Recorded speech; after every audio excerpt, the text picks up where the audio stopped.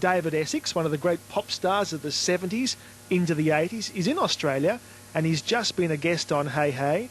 And I am very, very thrilled that he's popped in to say good day to us. Hi, David. Thanks, Peter. Good to be on Alive and Dangerous. Well, you're looking pretty alive and dangerous. Well, I'm trying to keep alive. Yeah, you know, I've been doing a lot of work. Well, I've only been here about 4 days, and we just came off 101 dates in Britain, playing to 250,000 people, which finished last Thursday. So I'm alive, but I'm not sure I'm that dangerous. Well, you're looking good. You've got to be doing something right. Do you have to, when you're on the road like that, do you have to be careful about the way you take care of yourself with food and exercise and everything? Yeah, I mean, I've always been a keen sportsman, so I always try and get up and run a couple of miles in the morning, which tends to wake me up, and try and do outside things, you know, like a bit of squash or something, you know, just to get rid of that claustrophobia of hotels, really. I bet. I thought of you a couple of months ago because I was in Sydney and I was at the opening night of a production of Evita in Sydney, which Julie Covington had come out to do, and she never got to open in it, actually. There was a bit of drama behind the scenes, and Julie never opened, and Stephanie Lawrence came out to do it. Is that her name? Yeah. I got that right? Stephanie Lawrence. She was good, actually. The production was pretty RS, but you know what that means in Australia? No, I was wondering. It stands for... That wasn't too great, but I thought of you, and I thought, what a great performance you gave in Evita when you did it, because I've got the recording at home. And that must have been a tough thing, I would suggest, for a pop star to go and take on a very demanding character role of Che Guevara. Well, not really, because you see, what happened with me is I started off in blues bands, and then I drifted off into the theatre, really through the influence of my manager then and my manager now, who basically is an academic. He Bachelor of Arts from Oxford and was a theatre critic and suggested the theatre. So I went into Godspell, playing Jesus. So I'd done that just before Rock On and That'll Be the Day and everything else. So I was sort of used to theatre, and I'd had 9 months in a repertory, you know, situation. So it was really just, I suppose, an extension of what I do, and I kind of feel that they're interrelated anyway. I don't see them as separate mediums. So it was all right. It's absolutely true to say that it was under a media microscope, Evita. I mean, it turned out to be probably a landmark in theatrical terms. But I just got on with it. I just drifted on and drifted off, smoked a few cigars, and that was it. Was Elaine Page doing it for most of the run you were there for? Yeah, I mean, it was great for me because I was able to get a short contract. I just opened it for 6 months and then went, which is perfect. I mean, the show I wrote, Mutiny, took me about 1.5 years in pre-production, and I was stuck in that for 1.25 years, which can change your life. Yes, that sounds like a remarkable project. For those of us who are not familiar with it, David, just tell us the evolution of Mutiny. We are, of course, because of Australia's links in the story, familiar with the Mutiny on the Bounty. Well, it seemed logical to me as a composer and somebody who'd worked in the theatre, really, to marry the two together, you know. And I was looking around for subject matter, and I thought that the mutiny that happened on the Bounty was very credible because you had the work songs, you had really the first form of aerobics with Captain Cook, who's got the seamen to jump up and down and dance for 2 hours to keep them fit, and of course Bligh sailed with Cook.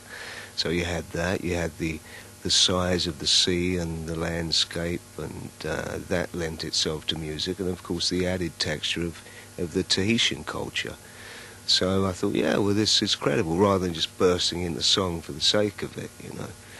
And Richard Crane, who wrote the book, and we did lots of research, and we tended to think that it was miles away from the Hollywood film versions we'd seen, where you had that kind of black tyrant Bligh and this Errol Flynn romantic character Fletcher Christian. It wasn't like that at all, you know. It was... Really? What kind of man was Bligh?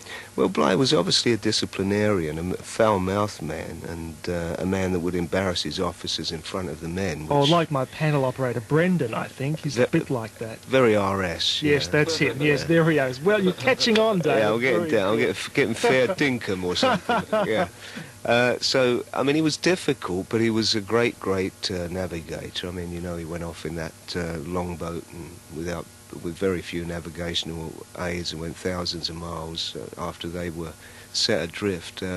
He was a very strong captain, and he, in many ways, was right. And on the other hand, Fletcher Christian was probably influenced by Thomas Paine, you know, the freedom of man and those aspects, and was much more an idealist and probably quite selfish too. In a way, he was right. So you had this, both men being right, doing the wrong things, you know, overreacting. And that was something that I didn't really see in the Hollywood films, I must say. Because we were always brought up in school to always think of Captain Bligh as being pretty much the baddie. Yeah. It was always the way we thought of him as being. Yeah, I mean, from my point of view, that's not really the case. I think that he was obviously a fiery man, but not really. He was doing his job. Yeah. We spoke a couple of weeks ago on this program to Michael Damien. Did you? Yes, we did. We know him, of course, from Young and the Restless, and of course he had a big hit last year in the States, not so much here, with Rock On. And I wondered, did you get any dough out of that? Did you have a cut of that? Well, as luck would have it, the publishing just came back before the record came out, so that's quite handy. Yeah. Oh, very good. Yeah, but I was flattered by that. I mean, it's a very different version to the original and very different to the brand new version that I've just recorded, which is on the new album. So, you know, I was flattered by it. I was pleased. It was a funny story, really, because I did meet him in Los Angeles, and he was very nervous about meeting me.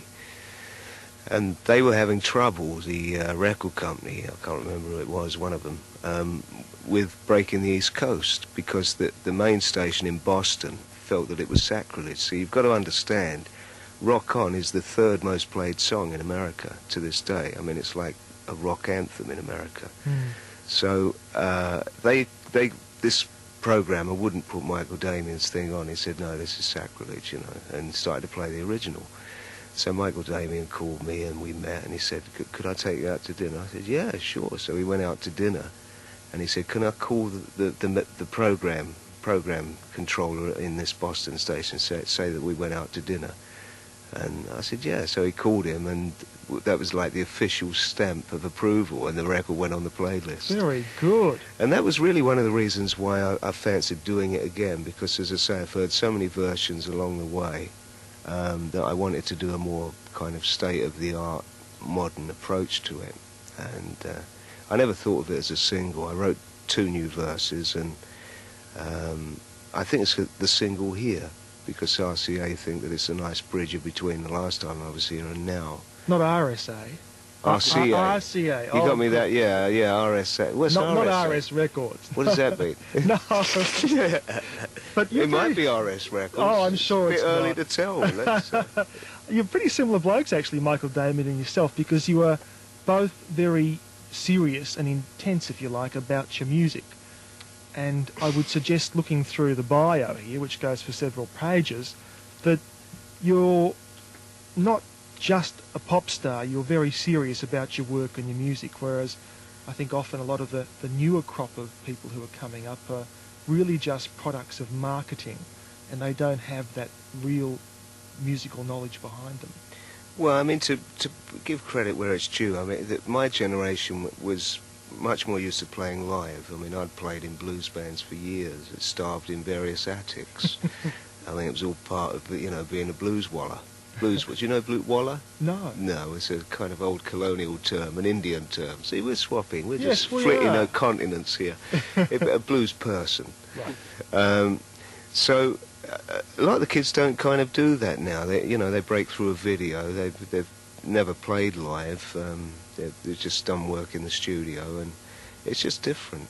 I mean, it's handy for Bowie and Elton and people like me, because we've really got this whole backlog of working with audiences. So I think that's the big difference. So do you think we'll still see Kylie and Jason around in 20 years' time? Don't know. I mean, I think I don't know about musically, but I would think probably in some shape, form, or something. Yeah. You are going around the joint. Believe me, you're going to see a lot of Australia. You go off to Perth, Adelaide. You're going to do Melbourne. A lot of clubs in Melbourne. Ballarat, you'll like it up there. Yeah, I've heard that. Yeah, that's a happening historic place. You want to go to? You're playing the Chapter House, the Hot Gossip Club. You'll like that club, and you want to go to Sovereign Hill, have a look there. Canberra, that'll be interesting. Sydney, Newcastle, they just had the earthquake up there in Newcastle. I know.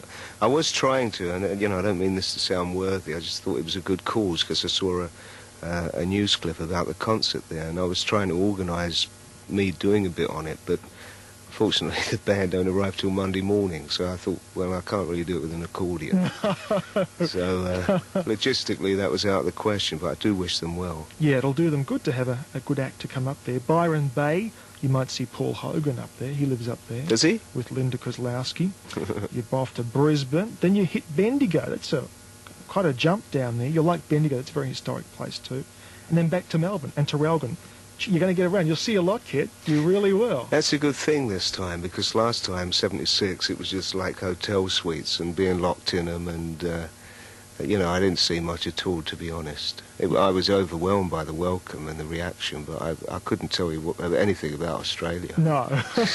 You'll see it this time, and I guess people who come along, well, to a certain extent they'll know what they'll get, because they'll get all those golden hits from you. There'll be a lynching if you don't do it, I can promise you that. Right, okay. What are you going to open with? What do you open with in the act? We open with a sort of African song that I wrote called Silly Little Baby Running, which was inspired by that.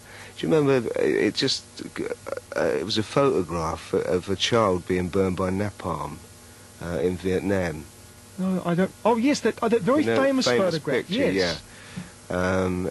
I mean, that's where the picture in my head came from, and the lyric sort of moves away from that. It doesn't mention Vietnam, but we open with that, and it's all kind of drums and in strange time signatures. So you see a very confused audience for about 10 minutes. And then I guess you close with all the biggies, and I guess Rock On might be the big finish. No, it's not. No, it's no, not. No, I'm going to give a surprise up our sleeve there, are we, David? Yeah, we do Rock On. Oh, good. Yeah, good. We do Hold Me Close, stuff like that, but you'll have to come and see. We will. Listen, we're thrilled that you popped in to say hi. It was good fun to have you here. Thank you. It's going to be a great tour. We're in fact going to play the new version of Rock On, which Brilliant. we're pleased to do, off the album. And again, I thank you for... In fact, David, why don't you play DJ and here on Alive and Dangerous, introduce Rock On for us? Yeah, this is this is David Essex, and this is the brand new version of Rock On from the album Touching the Ghost.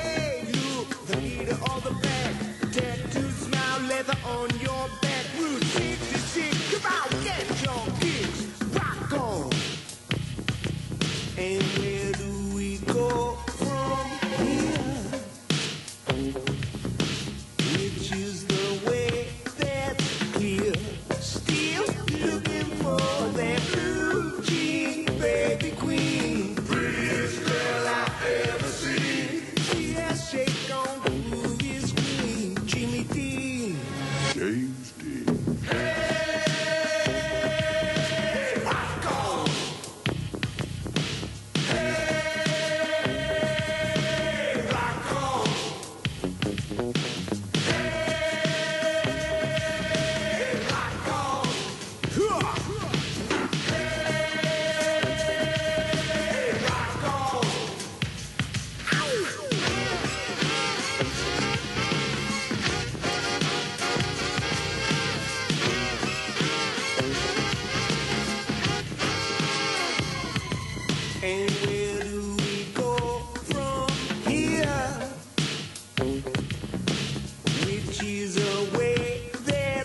here, still looking for that blue jean baby queen. Prettiest girl I've ever seen.